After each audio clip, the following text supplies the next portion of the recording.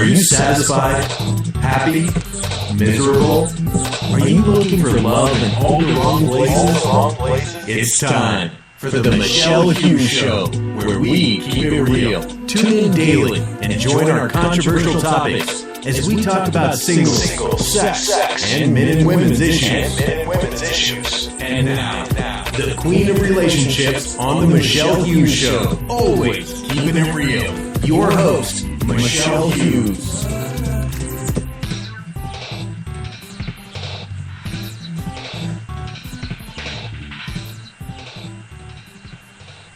Wow, hello everyone. Yes, this is Michelle Hughes. You know, I'm the queen of relationships. But today is Monday. Yes, we're talking to Dr. Bill. And Dr. Bill has some conversation for us today. You know, he's a certified master life coach, and he deals with post-trauma, holistic addiction, recovery, and he deals with relationships. That's why he's on our show. And Dr. Bill, how are you today? I am good. How are you, Michelle? I am doing just fantastic after both of us having those little colds. But you know what? Yes. But we're back stronger, aren't we? Yeah. Well, you got cold up there, and we got cold down here in Florida, and it just hit everybody. Yeah. So, cold is running around here. Well, I have to say today we've been really blessed with some good temperature here in Detroit, Michigan. Yes. Detroit. I'm going to say yeah. See, in Florida, you all used to that warm weather, but we know this is the time that we're getting ready to get into the cold.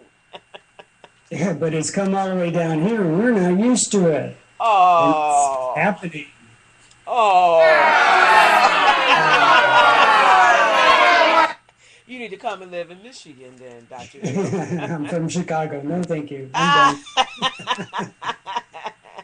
Well, Dr. Bill, I tell you, you have a topic that I believe everyone needs to hear about, and that's self-esteem. Now, Dr. Bill, what is self-esteem? I'm glad you asked me that. Self-esteem is simply, for your listeners, it is what describes your overall sense of self-worth and personal value. Self-esteem is your inner conviction of your competency, your worth, and your inner view you have of yourself as a human being. So without self-esteem, we can have a big problem of how we function in our life. Wow, I believe that. So why is it so important? Self-esteem is very important simply because it's a person's overall belief, evaluation, and appraisal of self, not a judgment of his or her own worth. Simply, self-esteem is a basic human need to function. You have to have it in order to function effectively in your life. Without it, you're not functioning well. So another view of self-esteem is the experience of being competent in skills of self. And when you're in relationships, if you don't have self-esteem and you count on the other person giving you that competency or value or worth, you're kind of in trouble, Yeah. So it should be two individuals who are very well into each other's self-esteem. They both have good self-esteem, and it works together rather than one having to carry the other one. So look at it this way. Self-esteem is the background to all a human's behavior, thoughts, feelings, and reactions. So it's how we function. I talked to your radio population a while ago on personal philosophy. I talked about personal philosophy. And personal philosophy is your identity. your core values, your core beliefs, your core expectations, and your programming. In there, in your core values, is your self-esteem. So if you have negative beliefs about yourself, you have negative self-esteem, and vice versa. So it is part of your identity, and without it, you may not even like yourself. Therefore, how do you function in relationships? Probably not good. No, I So believe that. I believe that, Dr. Bill. So, what are some of the signs of low self esteem? some of the signs of a low self-esteem is feeling you must always please other people. How many people do you know that have to do that? They don't please themselves. They think everything they are of value or worth they get from other people, so they please them. People pleasing, some people call. That's one. A general feeling of not liking yourself. That's very prevalent with a lot of people that I work with. Most of them, I would say somewhere around 90% of the people that I ask for an assignment, do you love yourself fully? Will say no, or hard time. Not a good way to go. The next one, feeling of unhappiness most of the time. Well, if you live up north, and when I did, I used to feel bad during this time of year because there was less sun. But can you imagine feeling unhappy 60, 70%, 80% of your life? That's not good. I believe that, Dr. Bill. I just want to horn in before you continue on. Is that not liking yourself? I believe that is uno number one. The reason why people have low self esteem. There's no Oh, way you can love other people when you don't like yourself. oh yeah. Well, it's the things that directly relate to it, which is self-love, self-satisfaction, self-confidence, all of those, self-acceptance, self-regard, all of that plays into how much you like yourself. And if you grow up and people say you're no good, and then you don't like yourself because everybody else says you're no good, how can you be in a successful relationship if you don't like yourself? It just doesn't work that way that I know of, but That's you're true. absolutely correct. Wow, that's interesting. It really is. So self-love, and I've talked about addictions, self-love, when self-love leaves a person, an addiction steps in to take the empty space. I, That's kind of an amazing thing, but it is true. We look to other people, so we can be addicted to another person. We can be addicted to relationships, so that we pull people in to fill the hole of where we left ourselves. So, yeah, self-love is extremely important. oh, yes. Next one, feeling that your problems are too complex, that you can't ever fix them, that you can't get through them. So you basically, I call that giving up. You just give up on yourself. I'm not worth it. I'm of no value. Nobody's going to like me. And I've heard this from some people. If anybody truly knew me like I do, they wouldn't like me. Yes. So why are you looking for a relationship if you truly believe in that?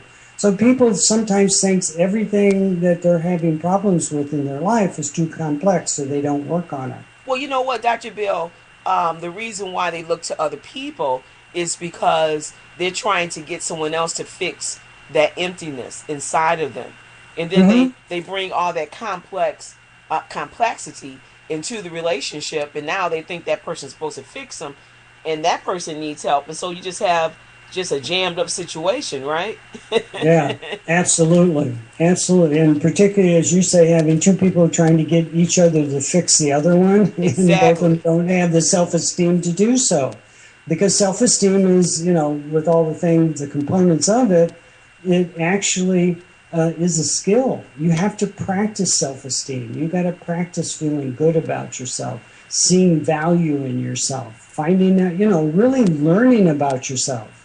Took me a long time to learn about myself. Even though I was a therapist for 40 years plus, and Wow. now a life coach, I I also, like everybody else, had problems, and I didn't truly know myself. I was good at what I did, but didn't truly know myself. So I learned when I became a coach, it's something you have to learn. It's a skill you have to develop. It's like playing baseball or soccer or, training for a spelling bee. All of that is a skill, and you have to learn that. I believe that, Dr. Bill. I just want to horn in here again. I believe that we need coaches because there's no way people could survive without people like you and myself.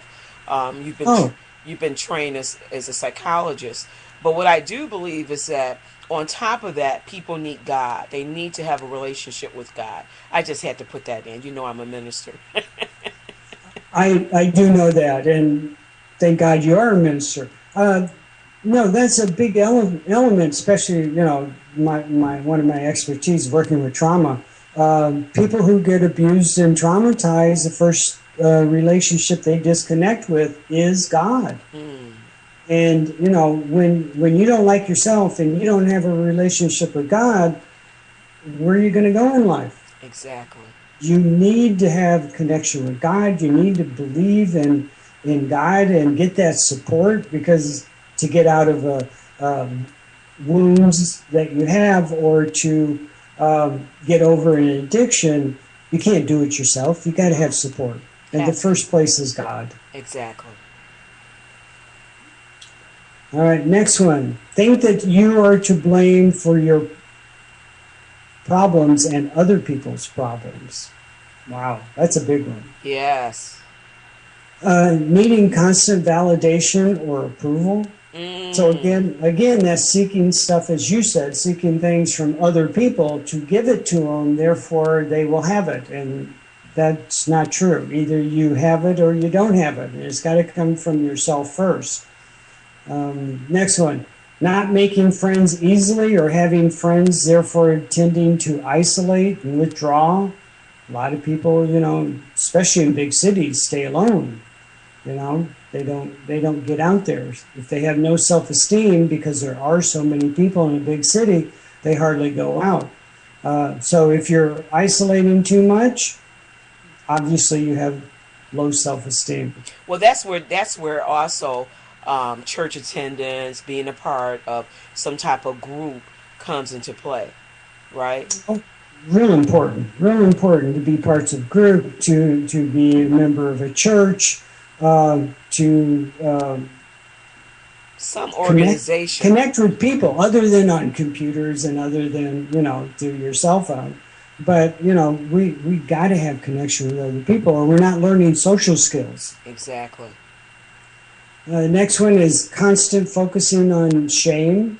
And I explained that in one of the other shows, that shame is being taught or told that you have broken a rule, a regulation, a law, a loyalty, a relationship. It goes on and on. It is not a feeling. It is something you have to be taught. Don't you feel bad you did this? Don't you feel bad you robbed the bank? That's where shame comes from. So if they're focusing on that, they're obviously blaming and punishing themselves all the time. That's not really good for anybody, or in a relationship. That's true, Dr. Bill, because that's where forgiveness comes in, where you can go to God and ask Him to forgive you of every sin or whatever you've done in life. That's where the closure comes in. And then, as you said, it's a process, the healing part. And that's where we come into play, to assist them and to help them, each and every day, to help them to understand that you're okay, right? Right. And, you start with God, and then you got to go with yourself. You have to forgive yourself. Yes. So you get forgiveness for God, you forgive yourself, you learn some skills, and then you go out and practice them. You get out in the world and you talk to people. So those are many things that people can look at and see why they have low self-esteem. Wow. You brought out some very good points here, Dr. Bill. But what are the elements of low self-esteem? The elements of low self-esteem. Boy, there are many elements. One, age. Self-esteem tends to grow steadily until middle school, when we are in transition, moving from a familiar environment or elementary school and then going into a new setting. And as we know, in middle school, there's cliques, there's more judgment. Kids tend to be meaner in middle school. I mean, you get your real taste of a bigger group of people. And there's new demands everywhere. So self-esteem continues to grow after that period. So if you have low self-esteem when you're in middle school and then high school, because there's a lot of bullying going on, we know, in high schools and stuff, when you get in young adulthood, you still don't have a self-esteem. It's something that has to develop over time. Second one, girls tend to be more susceptible to low self-esteem than boys. Perhaps because the increased social pressure that women have and the emphasis on appearance, whereas in boys, the emphasis is on intelligence or athletic ability. Yeah, so there's a big difference. It's a strength, whereas, we always have to figure out, how pretty we are, long hair, short hair, whatever, am I fat, am I slim? I mean, we're just constantly thinking about these things. And boys don't really have to deal with that per se, until they're adults and they're in business. But athletes are tall, skinny, heavier, muscular, so there's more acceptance in boys than there are in girls. And boys can get, if they're good athletes, they can get really high self-esteem, or very intelligent in different clubs, debate clubs, things like that. But women have so much social pressure on them. So gender is an issue. Next one, socioeconomic status.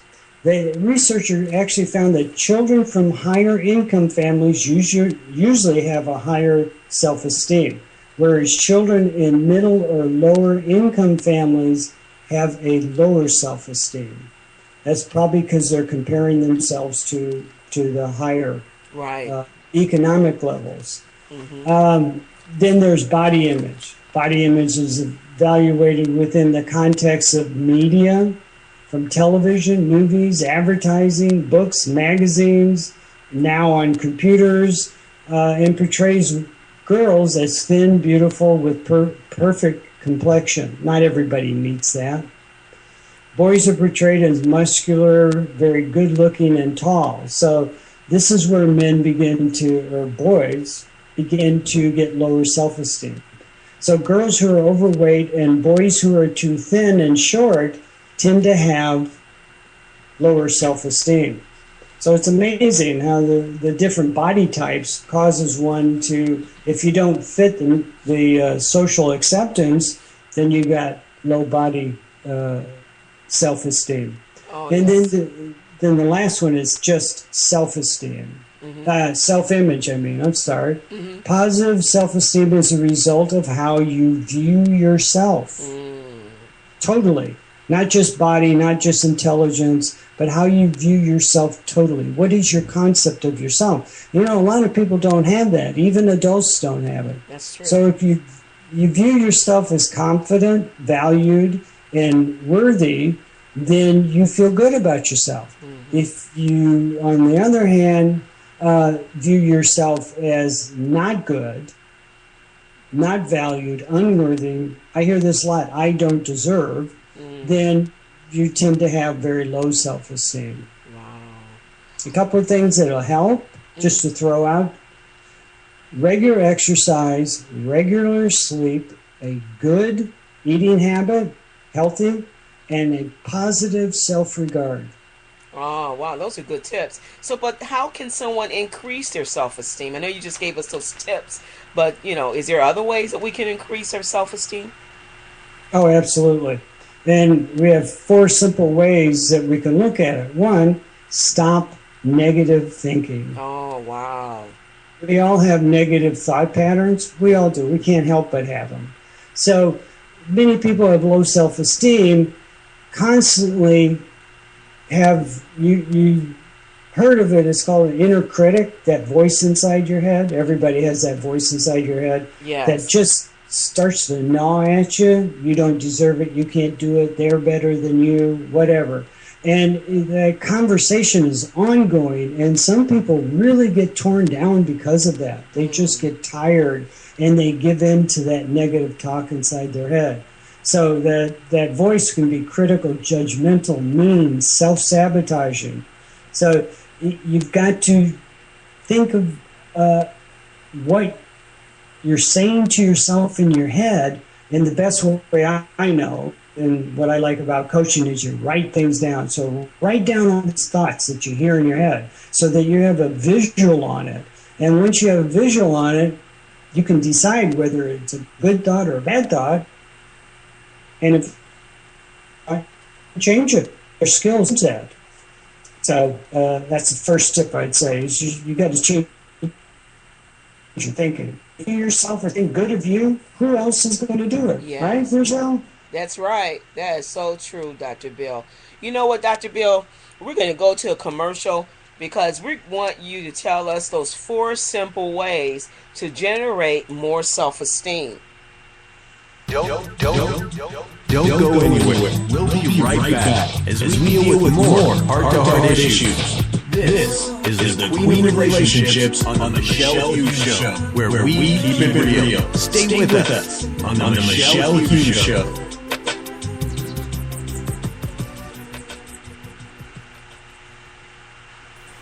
Do you want to change your life? Unlock the secrets to making positive changes in your life with a free membership at makingappositivechange.com. Take a chance on yourself. Join the Making a Positive Change community today by going to www.makingappositivechange.com or talk to Dr. Bill directly at 239-349-2209. It's the Michelle Hughes Show. We keep it real. We talk about singles, sex, men and women issues. Come join the conversation on the Michelle Hughes Show. Are you satisfied, happy, or miserable? Are you looking for love in all the wrong places? Well, tune in daily and join our controversial topics. She is the Queen of Relationships on the Michelle Hughes Show. She keeps it real. Don't miss a show with Michelle Hughes. That's right. Don't miss a show. We're here Monday through Friday, and that's from 7:30 to 8 o'clock p.m. Eastern Time. Well, listen, Dr. Bill, did we finish up those tips, or should we go right into the 4 simple ways to generate more self-esteem? Well, let's finish with the 4 simple tips. I've already given you the first one, which was to stop your negative thoughts. Mm-hmm. So tip number 2, which I think is real important, stop focusing on what you don't do. Focus on your accomplishments. Wow. In our society, there is so much emphasis on how you perform, whether it's in your job, in your family, in your relationship, in sex, sports. It just goes on and on. People get so stressed out in life because they don't think that they're performing at a high level.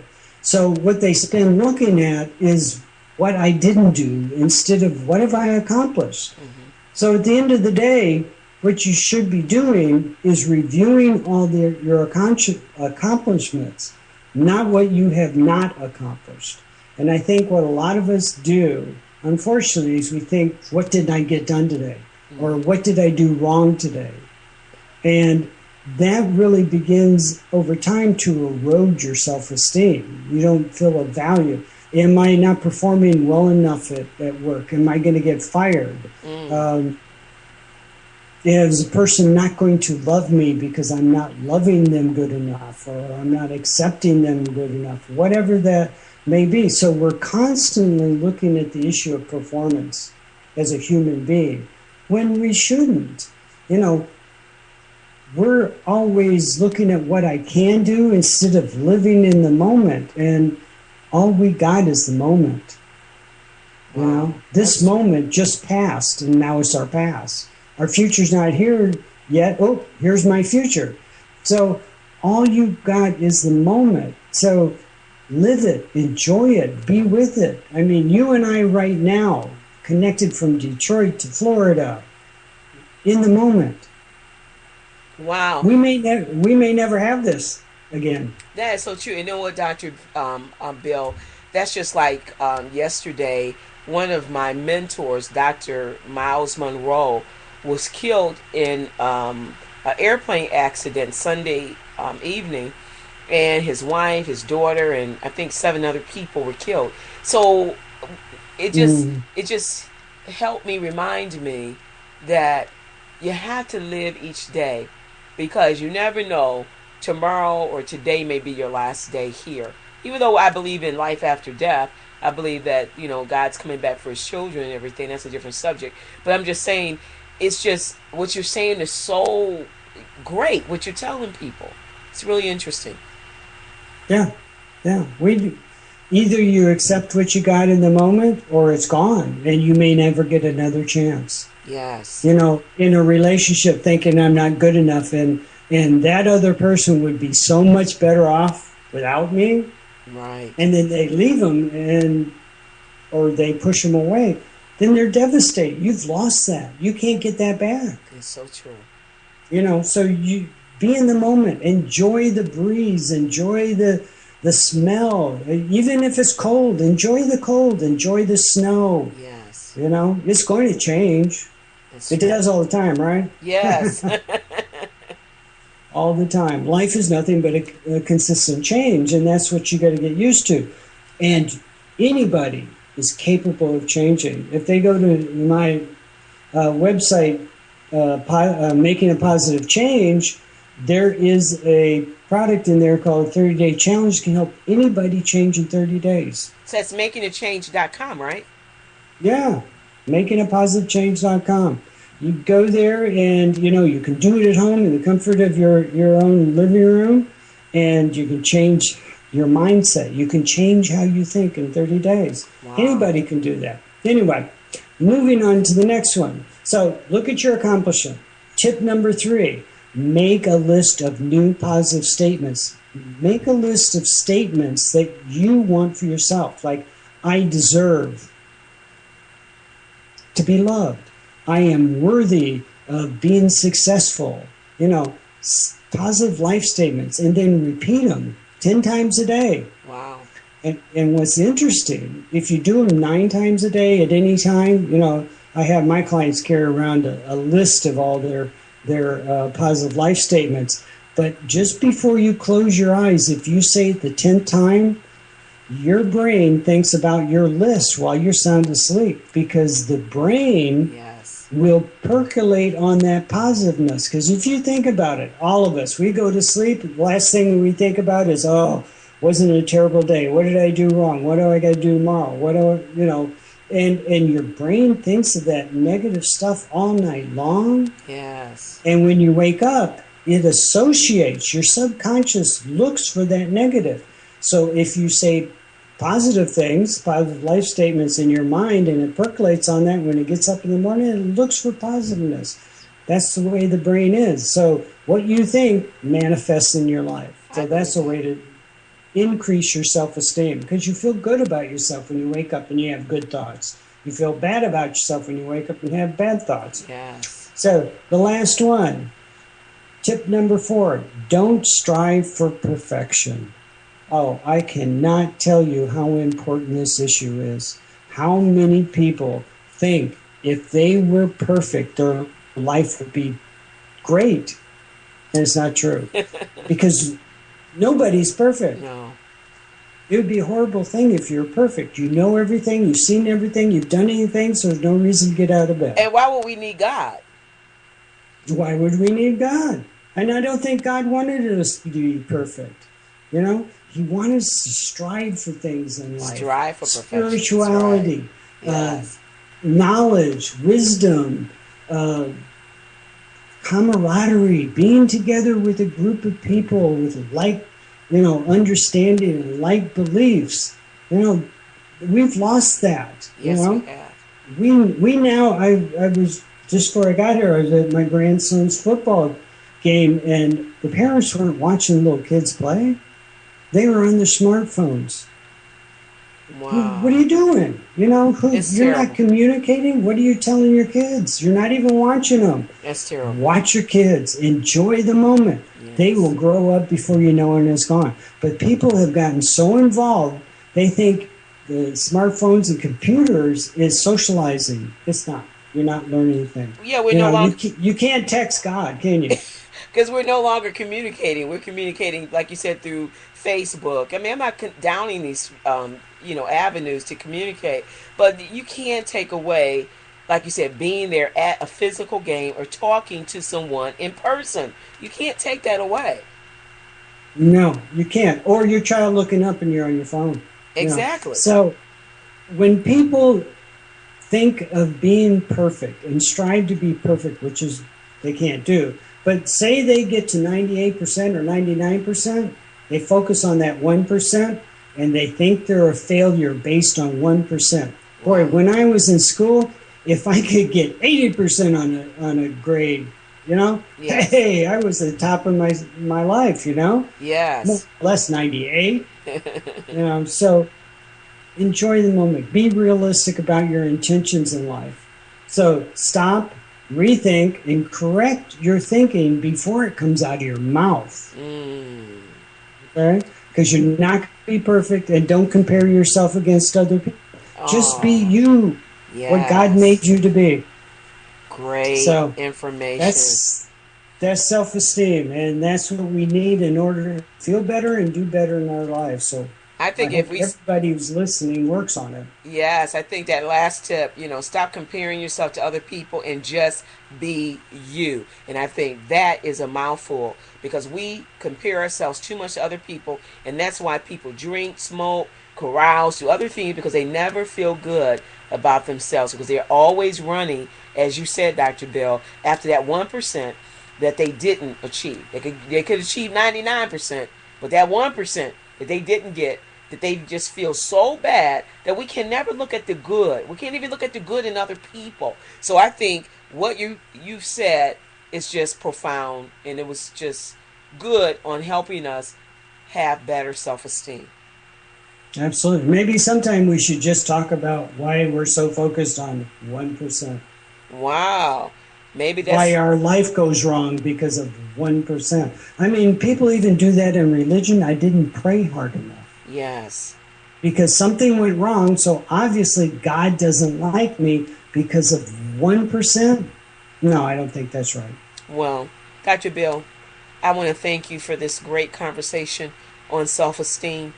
And I just know that they're going to go to makingapositivechange.com and find out more information about that 30-day challenge that they need to get involved in.